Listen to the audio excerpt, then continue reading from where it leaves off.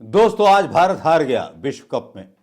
उस टीम से हार गया जिसको नाको चने चबा दिए थे भारत के गेंदबाजों ने। आज वो जादू दिखाई नहीं दिया नरेंद्र मोदी के स्टेडियम में।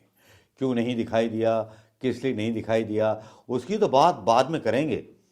लेकिन सबसे बड़ी अनोखी घटना विश्व की हुई, जो विश्व से जुड़ी हुई थी। एक फिलिस्तीन समर्थक विराट कोहली के गले जा मिला, जिसकी तस्वीरें वायरल हो गईं, जिस पर खबर आई कि ये आदमी कौन था ये आदमी था ये ऑस्ट्रेलिया का, जो फिलिस्तीन की आज़ादी का समर्थन कर रहा था।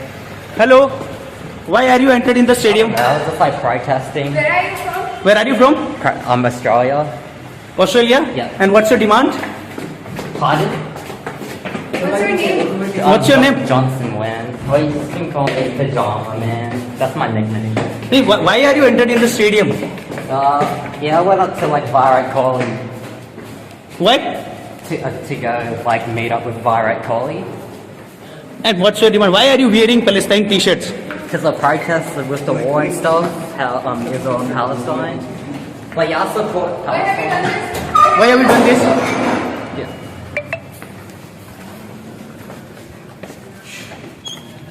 फिलिस्तीन की आज़ादी का समर्थन जो कर रहा था वो तो देख लिया होगा, लेकिन हमारे मीडिया की खबरें कुछ बता दूं तो आप भी अपना माथा पीट लेंगे कि इंडिया की टीम क्यों हारी। इंडिया की टीम इसलिए नहीं हारी कि वो मतलब कमजोर खिलाड़ी थे, या वो जो थे जीत नहीं सकते थे इस मैच को। वो जीत सकते थे मैच को, लेकिन यह चुदियापा फैलाया मीडिया ने, जिससे क्रिकेट के सारे खिलाड़ी चिढ़ गए। चाहे शमी हो, चाहे विराट कोहली हो, चाहे जो भी रहे हों, सारे के सारे चिढ़ गए भैया। अब मैं क्या बताऊं, उन्होंने ये बोलना शुरू कर दिया कि भाई यहां पर प्रधानमंत्री मोदी जी जीतेंगे। इस तरह की खबरें चलानी शुरू कर दी गई। श्वेता ने तो डाल दिया, क्या पीएम मोदी जिताएंगे वर्ल्ड कप, खबरदार रात 9:30 बजे। देखते रहिए इन लोगों की हकीकत गोदी मीडिया की। मतलब बैटिंग करने तो कोई उतरेगा, बॉलिंग करने कोई उतरेगा, लेकिन यहां क्या पीएम मोदी जिताएंगे वर्ल्ड कप, खबरदार, होशियार। तो खिलाड़ियों को खबर पहुंच गई होगी, क्योंकि बेटा मोदी अब बैटिंग करके दिखा दो, जरा जीत के दिखा दो मैच। शायद यही बुरा लगा होगा। एक दूसरा पक्ष ये भी चल रहा है कि पनौती जब जब जाता है, और पनौती का एक सेकंड एडिशन अमित शाह वहां मौजूद था, जनगण मन अधिनायक उसके मुंह से अच्छा नहीं लग रहा था, लेकिन वो वहां पहुंचा और देख लीजिए इंडिया की क्या हालत हो गई। जो इंडिया शेर थी, जो एक भी मैच नहीं हारी फाइनल तक, वो फाइनल में हार गई। और हारी भी इसलिए क्योंकि जिम्मेदारी तो मोदी जी की थी ना। जो मैडम ने बोली थी आज तक वाली कि प्रधानमंत्री मोदी जिताएंगे वर्ल्ड कप, मतलब ना रोहित शर्मा जिताएगा, ना विराट कोहली जिताएगा, ना शमी जिताएगा, ना भारत के क्रिकेट खिलाड़ी जिताएंगे। तो बेटा गन्ना चूसो गन्ना। लेकिन इस दौर में मुझे एक मतलब बड़ा हास्यास्पद चीजें लगी, चाहे वो कांग्रेस की हों, चाहे वो बीजेपी की हों। कांग्रेस की चीजें भी हास्यास्पद इसलिए लगी क्योंकि आज तक पर एक रिपोर्ट आई।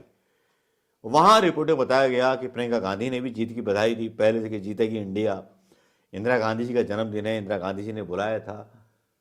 और प्रधानमंत्री मोदी और बीजेपी के लोगों की तो आदत जानते ही हैं आप। लेकिन मुझे नहीं लगता कि राजनीतिक दलों को फिल्मों में, पत्रकारिता में और खेल में घुसना चाहिए। किसी को ऐसे बयान नहीं देने चाहिए कि इंदिरा गांधी के जमाने में जीत गई थी क्रिकेट टीम, तो इंदिरा गांधी जी खुद खेली थी क्या? और प्रधानमंत्री मोदी अब गए, वो खुद खेले थे क्या? वो अलग बात है कि जश्न मनाया गया, वो काबिल टीम थी। वो अलग बात है कि कपिल देव को इस मैच में नहीं बुलाया गया, जिसने पहला विश्व कप जीता था, उसकी बेइज्जती की गई इस मैच में। तो कहीं ये छुपा आक्रोश उन खिलाड़ियों का तो नहीं जो टीम इंडिया हार गई आसानी के साथ। बुमराह और शमी ने जो लय बनाई थी, वो लय क्यों बिगड़ गई? क्या हुआ? क्या हुआ जब विराट कोहली और रोहित शर्मा बैटिंग कर रहे थे? अचानक से क्या हुआ? श्रेयस अय्यर के आउट होने के बाद रन गति धीमी हो गई। क्या किसी के ऊपर से ऑर्डर थे या सट्टा, जैसा कि मैंने बोला था, जहां ये पनौती पहुंचती है वहां इंडिया हारती है। लेकिन मीडिया में क्या चल रहा था वो जानना बहुत जरूरी है। मीडिया में चल रहा था ये, जो कि मैंने बोला आपको कि प्रियंका गांधी और इन सब के बीच ये सारी बातें कही जा रही थी।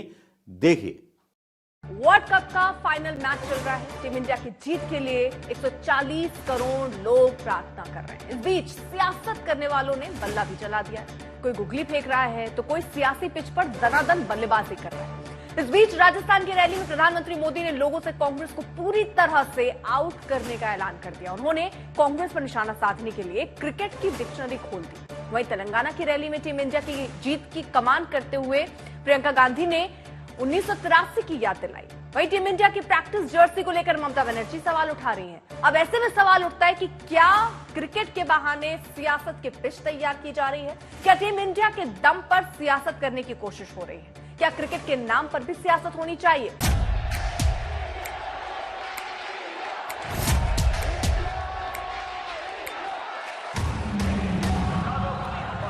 वर्ल्ड कप का फाइनल, विश्व विजेता बनने के लिए एक तरफ टीम इंडिया तो दूसरी तरफ सियासी क्रिकेट की पिच। पीएम नरेंद्र मोदी ने राजस्थान के चुरू की सभा में अपने भाषण में भी क्रिकेट का तड़का लगाया। उन्होंने क्रिकेट मैच में खिलाड़ियों के आउट होने वाले तरीकों को जोड़ते हुए कांग्रेस का सफाया करने की बातें कही। पूरा देश क्रिकेट के जोश से भरा हुआ है। क्रिकेट में बैट्समैन आता है और अपनी टीम के लिए रन बनाता है, लेकिन कांग्रेस वालों में ऐसा झगड़ा है कि रन बनाना तो दूर, ये लोग एक दूसरे को रन आउट करने में लगे हैं। कांग्रेस सरकार के 5 साल एक दूसरे को रन आउट करने में बीत गए। सियासी स्टेडियम में टीम इंडिया की जीत की शुभकामनाएं देने के साथ साथ श्रेय लेने की भी होड़ लगी है। कांग्रेस ने भी गुगली फेंकी। मुझे याद है 1983 में जब इंडिया जीता था, उस समय इंदिरा जी थी और इतनी खुश थी, पूरी टीम को अपने घर बुलाया चाय के लिए। आज उनका जन्मदिन है, पक्का आज हम फिर से जीतेंगे। वर्ल्ड कप फाइनल को लेकर सोशल मीडिया पर भी अजीबोगरीब मुकाबला देखा गया। हालांकि पहली बार ऐसा हुआ है कि बीजेपी और कांग्रेस एक सुर में ही बात करते दिखे, लेकिन ट्वीट की लाइनों को गौर से पढ़ेंगे तो आपको समझ में आएगा कि शब्दों को किसने सीम गेंद फेंकी, किसने स्विंग, किसने यॉर्कर फेंक दिया तो किसने छक्का जड़ दिया। बीजेपी ने अपने सोशल मीडिया एक्स अकाउंट से पोस्ट किया, कम ऑन टीम इंडिया, हमें तुम पर भरोसा है। इसे रीट्वीट करते हुए कांग्रेस ने लिखा, सच कहा, जीतेगा इंडिया। कांग्रेस और बीजेपी के क्रिकेट पॉलिटिक्स के कई मायने हैं, समझने वाले समझ रहे हैं, लेकिन इससे पहले ही एक सियासी पिच कोलकाता में भी तैयार हो गई। वर्ल्ड कप के फाइनल में टीम इंडिया के खेलने से पहले ही टीएमसी ने रंग में भंग डाल दिया। टीम इंडिया की प्रैक्टिस जर्सी पर ही सवाल उठा दिए। टीम इंडिया की गेरुआ रंग वाली प्रैक्टिस जर्सी देखकर ममता भड़क गई। अभी तो सब गेरुआ बना दिया। We are proud of your Indian players, and I believe they will be the champion of the World Cup champion. उसको भी और गेरुआ बना दिया। उसको ड्रेस जब प्रैक्टिस करते हैं गेरुआ बना दिया। वो लोग तो लड़के नील पढ़ के पढ़ता है। कभी देखा मेट्रो रेल स्टेशन बनाता है, पूरा गेरुआ कलर लगा दिया। सियासत की रनिंग कमेंट्री तो चलती रहेगी। फिलहाल तो सबकी निगाहें वर्ल्ड कप के फाइनल पर हैं। सभी टीम इंडिया की जीत के लिए प्रार्थना कर रहे हैं, शुभकामनाएं दे रहे हैं। सियासत करने वाले इसे टीम इंडिया की जीत बताएंगे या फिर भारत की जीत। देशवासियों के लिए तो ये जीत 140 करोड़ भारतीयों की होगी। आज तक ब्यूरो। ये वीडियो दोस्तों आपने देख लिया होगा, और इस वीडियो को देखने के बाद आप बताइए कि क्या इस तरह की ओछी हरकतें विपक्ष के द्वारा या केंद्र सरकार के द्वारा या मीडिया के द्वारा की जानी चाहिए?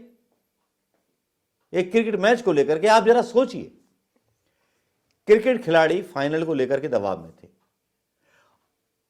एक तीसरा एंगल बता रहा हूं, और प्रधानमंत्री आ रहे हैं मैच देखने, कितना दबाव रहा होगा भारत के क्रिकेटर्स पे। हमारा कोई क्रिकेटर कमजोर नहीं है, ना बुमराह, ना विराट कोहली, ना रोहित शर्मा का तो आप देख लिया होगा आपने जलवा, जो जलवा दिखाया।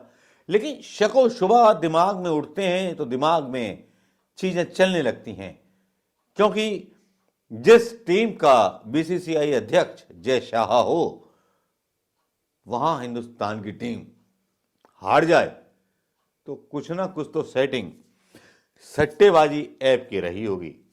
उसे सहमत हैं या नहीं है बताइएगा।